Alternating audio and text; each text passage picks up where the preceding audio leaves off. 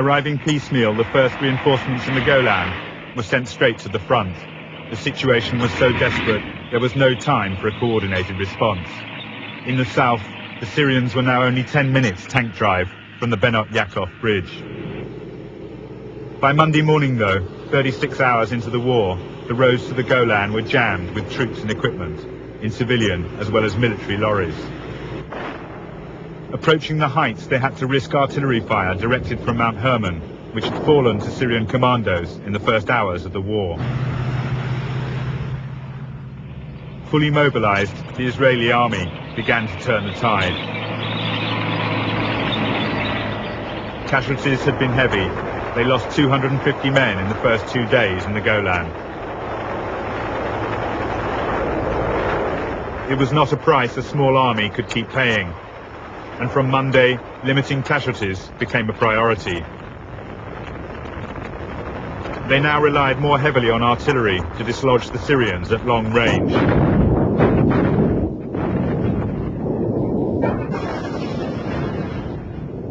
Yet Israel's part-time soldiers sounded confident. I think that we already are going to finish the war. They got the nice kick down, and we hope to be at the weekend at home. It would not prove that easy. Syrian resistance remained stubborn in retreat, despite their staggering losses. The advancing Israelis counted 500 tanks among the wrecks strewn across the heights. North of Quneitra, the Syrian columns had been constricted by minefields, and the crack Israeli 7th Armoured Division hadn't wasted that advantage. They called the area the Valley of Tears. Abandoned among the wrecks were brand new Soviet Saga carriers, capable of firing 6 of these latest missiles. Israeli mechanized infantry cleared out pockets of resistance bypassed by the advancing armor, and by Wednesday the 10th, the Israeli Chief of Staff, General Elazar, could report on Israeli progress.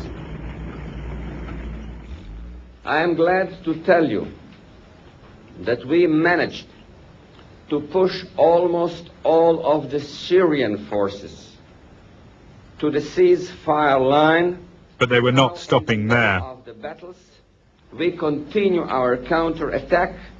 We shall continue it tomorrow, and we shall break and destroy completely all the attacking forces.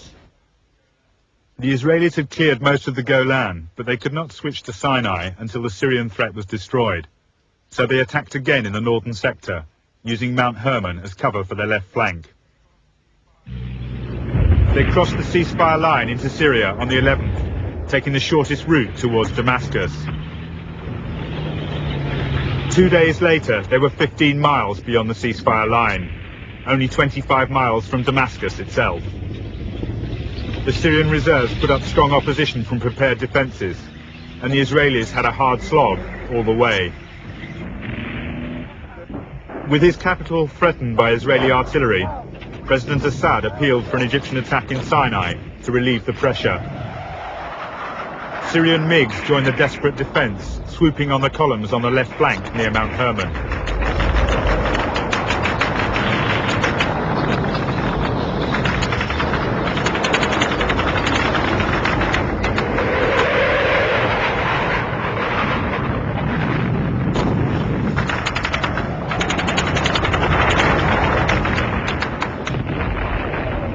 But it was a rare appearance, for in the air, the Israelis were once more in control. The MiGs couldn't match them in aerial combat,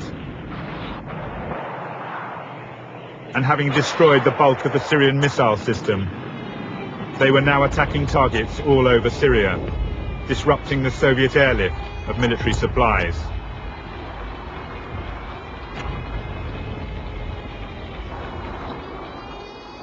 At sea too, they were choking the supply route.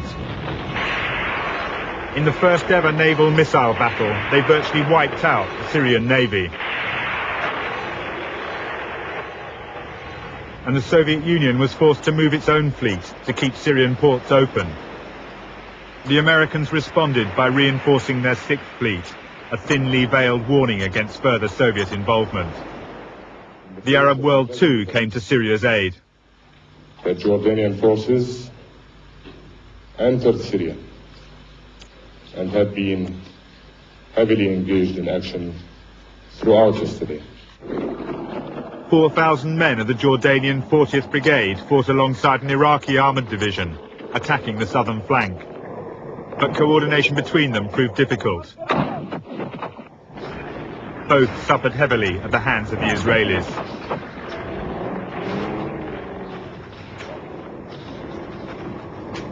They were the last major armoured battles on the Golan front.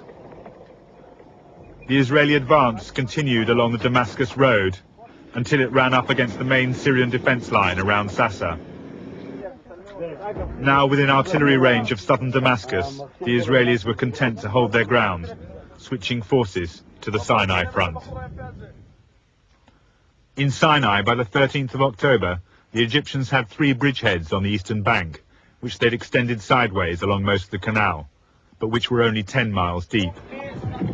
Yet the Egyptians were confident. They'd achieved most of their aims and were well dug in behind an anti-tank and anti-aircraft missile screen. All around them lay evidence of the damage they'd inflicted on the Israeli counterattacks.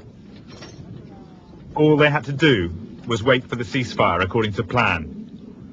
But Sadat had changed his mind. On his express orders, the 2 armoured divisions which formed the main reserve on the West Bank began crossing to the east, responding to appeals for action by President Assad. After the war, General Shazli claimed that for 2 days he had argued against this move, fearing that it left no protection on the West Bank. But finally Sadat had given him a direct order, and he obeyed. The 2 fresh divisions were to lead a wide pincer movement to take Bir Gifgafa, forcing the Israelis to concentrate on their southern front. The Israelis were ready for them. It was what they'd hoped for. Tanks and infantry lay in wait, the latter now equipped with American TOW missiles. The further the Egyptians came beyond their anti-aircraft shield, the more damage they would suffer at the hands of the Israelis.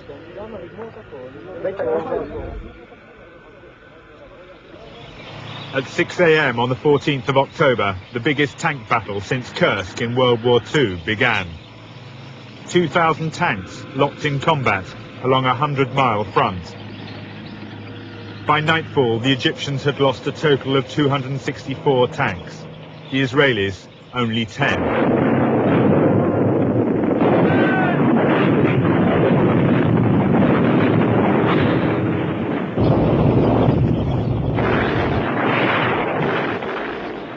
Superior Israeli tactics account for part of that disparity, but another surprisingly simple reason was the suitability of the tanks to the desert terrain.